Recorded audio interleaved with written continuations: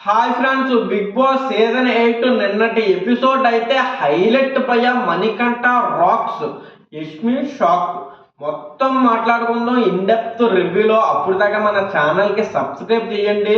ముందు ఛానల్ పెట్టాను భయ్యా, జిలానీ ఆల్రౌండర్ అని. బిగ్ బాస్ రివ్యూలో చాలా చేశాను, వ్యూస్ తక్కువ వచ్చినాయి, మానిటైజేషన్ కూడా ఆగిపోయింది భయ్యా. సబ్స్క్రైబర్లు కూడా ఎక్కడా పెరగలేదు. కొత్తగా పెట్టాను, ఫస్ట్ వీడియో చేస్తున్నాను. దయచేసి సబ్స్క్రైబ్ లైక్ తప్పకుండా చేసుకుంటే click the bell icon also. నా వీడియోలు ముందు 4-5 పెడతాను భయ్యా, చూడండి. నచ్చితేనే సబ్స్క్రైబ్ చేసుకుంటే డైరెక్ట్గా మ్యాటర్లోకి వెళ్ళిపోతాం.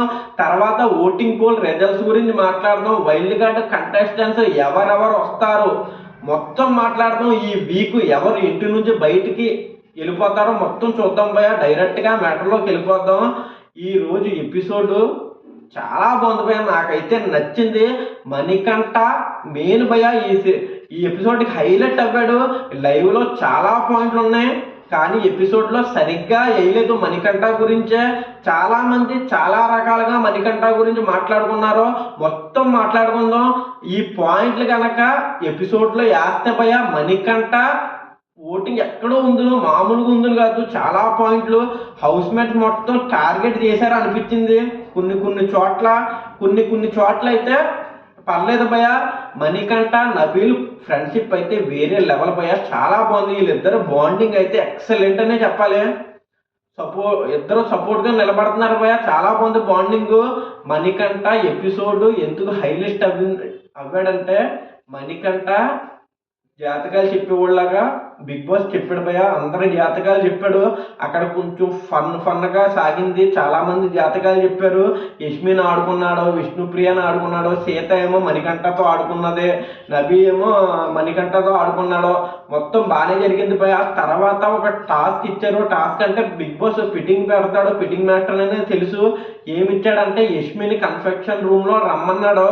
వచ్చి ఎవరంటే ఇష్టం అంటే ప్రేరణ పేరు చెప్తుంది అనుకున్నాను, నేనైతే అనుకున్నాను. కానీ యష్మి అయితే పృథ్వీ, నిఖిల్ అన్నాడు. నిఖిల్ ఇష్టం బిగ్ బాస్ అన్నదే. యష్మి ఒక క్లాత్ తీయమన్నాడు. దీంట్లో అయితే నిఖిల్కి ఇంటి నుంచి వచ్చిన ఫుడ్, అమ్మ నుంచి మెసేజ్. తర్వాత అయితే మణికంఠకి చాలా ఇంపార్టెంట్, అలా వైఫ్ నుంచి వచ్చిన ఫుడ్, చేసిన ఫుడ్, మెసేజ్. ప్రియా నుంచి వచ్చిన ఫుడ్, మెసేజ్. దీంట్లో ఒకటే తీసుకోవాలన్నాడు బిగ్ బాస్. యష్మి అయితే నిఖిల్నే అన్నదే. మణికంఠ గురించి ఆలోచించలేదు, ఎపిసోడ్లో సరిగ్గా వేయలేదు. మణికంఠ గురించి అస్సలు ఆలోచించలేదు. నేను నిఖిల్దే తీసుకెళ్తానన్నదే.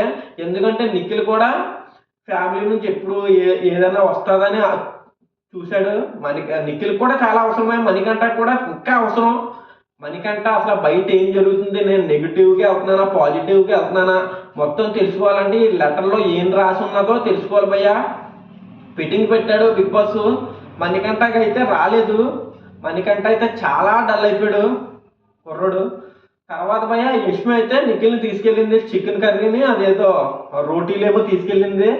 తర్వాత అయితే నిఖిల్ ఒక మాట చెప్పాడు, థ్యాంక్ యూ యష్మి, నువ్వైతే మణికంఠ తీసుకురావాలనుకున్నాను, కానీ నువ్వైతే నాకు తీసుకొచ్చావు, థ్యాంక్ యూ. నేనైతే ఫ్యామిలీకి చాలా మిస్ అవుతున్నాను. దీంతో కొంచెం డల్ మూడు తగ్గి నిజంగా గట్టిగా ఆడతానని నాకు నమ్మకం వచ్చిందేమో అని నిఖిల్ చెప్పాడు, లైవ్లో చెప్పాడు. యష్మి అయితే కొంచెం హ్యాపీగా మణికంఠకి కూల్ చేయడానికి వచ్చింది. తర్వాత మణికంఠ కొంచెం మూడ్ ఆఫ్లో ఉన్నాడు, కొంచెం నాకు టైం ఇవ్వు అని చెప్పాడు.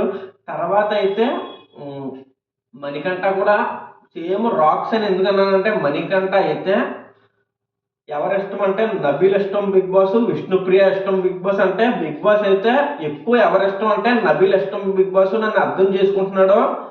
చాలా చోట్ల కొన్ని డల్గా ఉన్నప్పుడు నాకు వచ్చి మోటివేస్తున్నాడు, ఏదో బాగా చెప్పాడు, నబీల్ గురించి బాగా చెప్పాడు. వీళ్ళు బాండింగ్ అయితే బాగుంది. నబీలు మణికంఠ బాండింగ్ అయితే చాలా బాగుంది, నాకైతే నచ్చింది.